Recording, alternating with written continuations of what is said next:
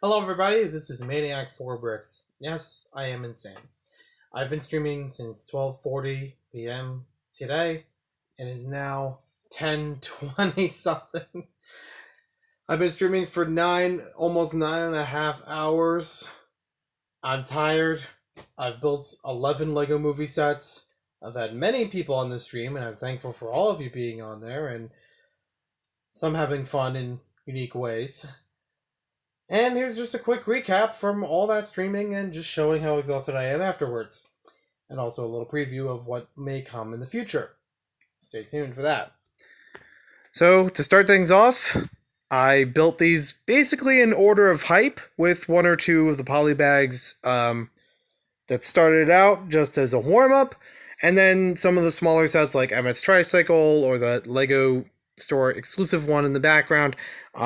In between, and this one right here, as just in between larger ones, just to keep it fresh. So that way, like, okay, I got a really large set built. Now we have a cooldown. Then we get to the next large set. Kind of in that strategy. So, going on that, this was the last one I wanted to build. And still stands as, so far, my last or least favorite, almost least favorite, of the LEGO Movie 2 sets. It's a big set for what it needs to be compared to the film, and while it looks nice, I feel like it's overkill. I feel like for what it's supposed to be, it was larger than it needed, and it doesn't really have a lot of play features, other than figure play, like moving them around back and forth like this. It still gives you a bunch of figures for that, some of them that you build, some of them that are minifigs, or Unikitty, or Vampire, so that's alright. Like I said, it looks nice, but I don't really think it's necessary for what it needed based on the film, for what time it was in the film. For me personally, if I took this apart and used it for something else, I could easily make this into the Fortress of Solitude from Superman. Easily, just change a couple pieces around, even though there was already a set technically for that with the Lego Batman movie or so. But it still works. So, you got a couple play features in here like this tub that you can dump out underneath, like a trapdoor kind of thing. You've got the wall on the side where you can swap them around to be a vampire with this actually clever technique of building it and using some new parts for that as well, some new plate gears. And then you got a massage table in the middle there. The one thing I really don't like about this is that there were, well, two things. Two things majorly stand out for me, other than the lack of appeal. Number one, there were 2 times in the instructions where it was printed the wrong way, so that it actually gives you a lot of pieces to build in one step, but was supposed to be at a later step, because you could see that it retracted at some point, and then put those pieces back in when that step was over. That happened twice in this set, and it's a rarity that it happens at all, and maybe the second or third set that I've ever seen that happen in, but 2 in the same set is probably not a great thing. And the second thing I'm not a fan of, while it is nice to get some different colors of pieces throughout the set, there are a lot of really cool pieces in here, this one has a couple pieces oddly used. These ghoulish green, as I like to call them, pieces, which are like a very light lime green or whatever, just stand out too much, especially if you have this thing from the back. Yeah, it's not going to get a lot of angle from the back or a lot of play from the back, but you still get some in here. You still got this area that moves back and forth because you still have to move that lever back and forth. So you are still going to see these, and it's just wasted. It could have easily been another color or another type of piece to fill in those spaces. It makes a little bit more sense on the front because you can see a little bit greenish glow through some of these crystals, but that's fine for what it needs to be, but on the back, it's just not used for anything at all. It's just there. It's filler. So I'm not really a fan of that one still. Is it the worst set of the LEGO Movie 2's wave that I've built so far? Possibly.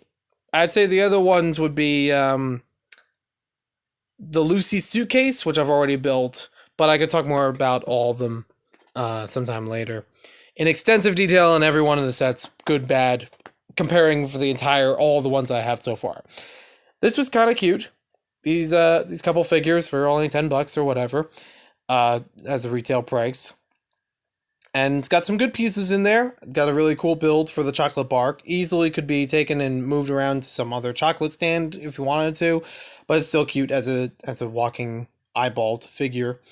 Yeah, it does the job pretty well. I think it's good for what it needs to be. These two I nominated as my favorites from the live stream, surprisingly, because Emmett's Dreamhouse was the one I wanted to build the most. But I'll get into that in just a bit. These two were pretty decent builds. They were fun all the way through. They had some cool parts. They had a good way of using pieces for building techniques and engine parts and just getting that Mad Maxian vibe. Gunmetal Gray was used very well through both of these for all the piping and engine details. I really like it. I don't really want to say details a lot when reviewing something, but I can't help it. I also do like the pirate-esque ship-like structure of the bike itself, and it fits pretty well with Metalbeard, especially on the top, trying to make that in more of the Lego Movie 1 style of Metalbeard, but changing a few things around, still making it unique. So, nicely done there. With the escape buggy, it's got a good play feature to it. It's got a pretty solid build. I do like the suspension, and the use of sand blue and red is uncommon, but pretty neat. Pretty done well. You also got the missiles that can pop out the front that I thought was kind of cool. You got the engines on the back, like I said before. And you got enough space in there to fit 2 minifigures, which is pretty neat. And you also have the ability to combine this with Ultra Caddy, which I don't know when I'm going to do that, but probably do at some point in the future. And again, building the other model of this. So, moving to Emmett's Dreamhouse. This was the one I was most excited to build from the stream. I didn't know it was going to take so long. I didn't realize how 700 pieces was going to go into this thing and the silo next to it and the fencing around it. Wow. I really misunderestimated this set. Misunderestimated is not a word. I'm so tired. I really underestimated this set and how everything was going to go together for it. It's still keeping all the parts for the Rocket Rescue version. It's still decent. It still had some good building techniques, especially for the back, for the windows. A couple things here and there just to compensate for pieces, kind of like in a creator set. But yeah, it works pretty well. It's got a good footprint too. It's a little over 16 by 16 on the plates. So this can fit pretty well into my beach town. Might take a little bit of modification with the area surrounding it, but I can make that happen. No problemo. I intend for it to sit there, at least for now, because I think it would be a cute thing to add in there. I want to get back to building the beach town, so that would be motivation for that. The Sistar Starship. I underestimated that one. How many pieces were going into this thing? Honestly, that felt like more pieces than Emmett's Dreamhouse, and that one's like 200 pieces less. There's so much of a build to this thing that I did not expect. And it has a lot of really cool functions to it. The way the panels can open up, but still attached on the sides by a couple studs. The way that the back can open up to hold the stickers. The projectiles underneath it. It's got room for a bunch of figures if you wanted it to. It does it pretty well. The only sticker I didn't apply onto here was the one for the transparent clear piece. I eventually will, but for right now, I'm just going to leave it without that, just because I think it looks okay without it. Emmett's Tricycle. It was cute.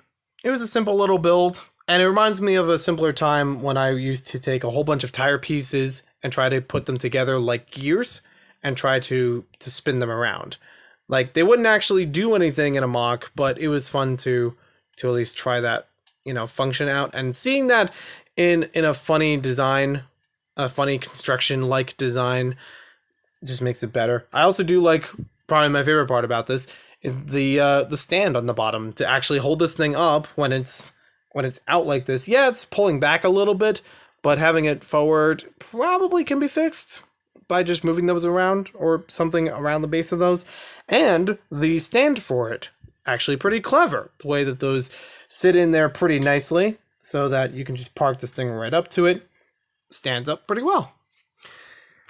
Then we've got the small sets. The Starstruck Emmett was pretty cool. I did like the play feature with this one, and it was pretty solid for what it needed to be. I don't mind the rugged look and coloring of it because it's a rustic area that this took place in the movie. But I did like that simple play feature because I think that could be implemented into other mocks and other structures pretty well for a large gate. Even if it's not using the same Nexo-Knight shields in the front of it, it's still a good idea.